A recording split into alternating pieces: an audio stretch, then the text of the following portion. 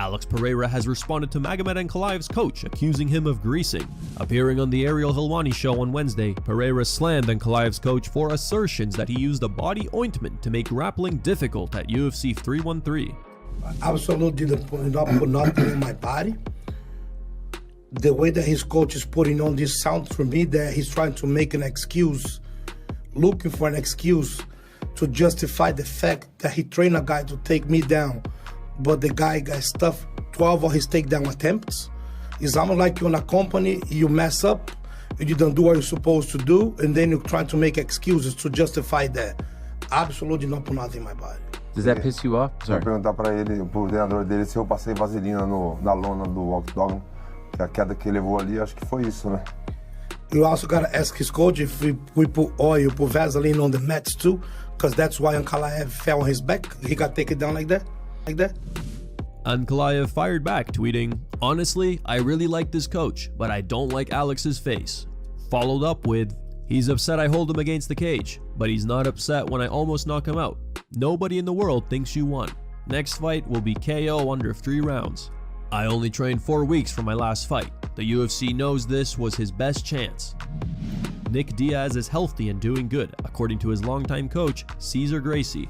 Nate's older brother was supposed to make an eagerly anticipated MMA comeback at UFC 310 in December, but he withdrew from his fight with Vicente Luque, who ultimately choked out replacement opponent Temba Garimbo during the final UFC pay-per-view of 2024.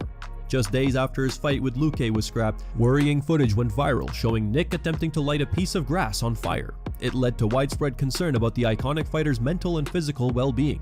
Then, Nick's ex-girlfriend suggested that Diaz is dealing with meth addiction. However, it seems like Nick is back on good track. On Tuesday, his longtime coach Cesar Gracie shared a picture of his star pupil on social media, captioned with, "Nick is healthy and doing good." Gracie's post quickly racked up thousands of likes and hundreds of comments from delighted fans. One fan wrote, "Honestly so happy to hear. Fans forget there's a human behind these fighters. Wishing the best for Nick and his family always. Good to see and hear. Diaz Brothers deserves all the respect, man. Great news. What an absolute legend in the fight game. Happy to see my boy doing okay. Keep it up, bro." Johnny Walker reveals his morning routine, sarcastically trolling other influencers for their perfectly curated lives on social media.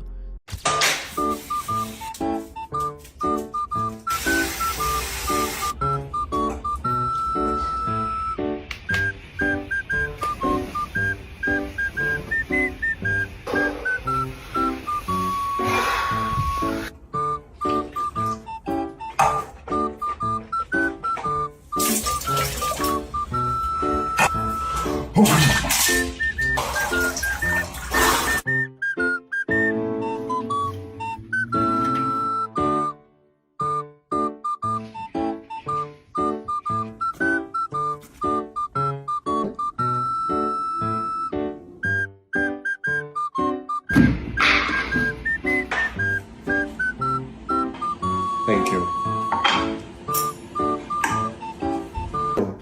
You need to wake up a little bit early. I've been awake since 4 a.m. Daniel Cormier has warned Tom Aspinall of provoking Jon Jones. Aspinall has been continuously poking at Jones to try and get his long-awaited title unification bout. He showed up with a rubber duck to UFC London this past Saturday. Then, on the Impulsive podcast, he accused Jones of being scared to fight him and that Jones is trying to manipulate the media. Speaking on the Good Guy Bad Guy show, DC, who knows firsthand what it's like to beef with Jones and then fight him, warned Aspinall that fighting Jones will be a different experience than anything he's gone through before. But here's the deal. You're in there fighting Jon Jones, and that's when you go, well, he's a little bit different than any other human being I've ever fought. Like, the rest of the guys are pretty good. They're fast, they hit hard, and they may hit harder than him. But he doesn't really veer off of what he's trying to do. Conor McGregor may be in favor with the Donald Trump administration, but his chances of making the ballot paper in Ireland's presidential poll are close to zero, according to experts. On top of that, McGregor is potentially facing charges of inciting hatred, which could put him in prison for up to 7 years. This comes after McGregor recently accused the Irish government of abandoning the voices of the people of Ireland as he criticized immigration policies during his visit in the White House. However, it seems that McGregor is not giving up. On Tuesday, he took to social media writing, "For the people of the Ireland, I stand my ground. May our truth never be silenced. The fact is, if there is 7 years of zero resistance inside our Neutron towards government, Ireland is done for. Magnify where we are right now today, times 7,000. I would prefer to sail my yachts than have to approach the soulless, colorless gombeans of Dale Oran every day. But if I do not, I am well aware of Ireland's fate, and I will never let that happen. Vote McGregor. The future of our country depends on it." Followed up with, "They will have to kill me to stop me. The foundation of Bunrakna, Iran was done on the blood of Harry Boland, Arthur Griffith, and Michael Collins. Without the murder of these 3 men in betrayal, we would not be in this situation, with the power fully removed from the people. Our government, since the dawn of its time, was born in the betrayal of its great citizens. The Constitution will be fixed. Power torn from the grasp of the political elite. The truth shall prevail. Ireland will be free." Coach Dean Thomas has shared his brutal take on Leon Edwards as a fighter. Edwards was stopped for the first time in his career when he was dominated and submitted by Sean Brady in Saturday's main event at UFC London. Speaking on the Paper podcast with Anthony Smith, Thomas, who was in Brady's corner for the fight, expressed his belief that Edwards' recent performances have shown that he is not a true fighter. But I just don't think that Leon is in his heart a real true fighter. And I say that like in terms of like Justin Gaethje and Dustin Poirier, like these guys will fight you in a parking lot. These guys will. Do you think he's an athlete? I think he's an athlete, and I think he's a performer. I think he's creative. I think in the gym he's probably eats up everybody in the gym. Probably magical. Yeah, just super magical. I just think when the lights come on and it's time for him to really fight, and I think despite not being a true fighter, he was still that good. His brother's kind of a dick, like he's, and I say that, and I'm gonna get beat up when I go to London, but I say that because he's very protective of Leon. Right. Like when we were at the thing, like he was like super aggressive and super uptight, and he was kind of a dick to everybody. And I think he's protective of Leon because I think that they even recognize that Leon at times is not a true fighter at heart, and they want him to be.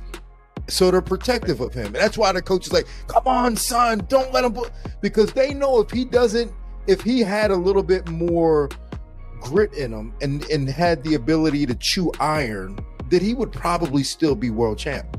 BKFC Fight Night Hollywood is in the headlines after a wild brawl broke out at Wednesday's ceremonial weigh-in.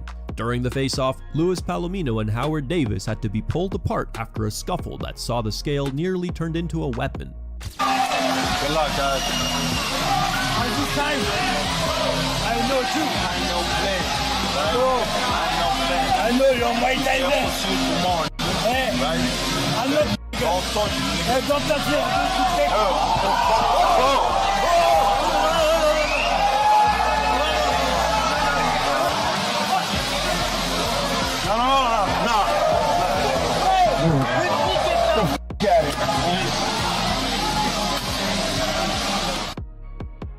Here are the top 3 memes found on the internet. Number 3 meme was posted by Raw Power. Number 2 meme was posted by Curly Head Homie. And number 1 meme was posted by Spy Alien.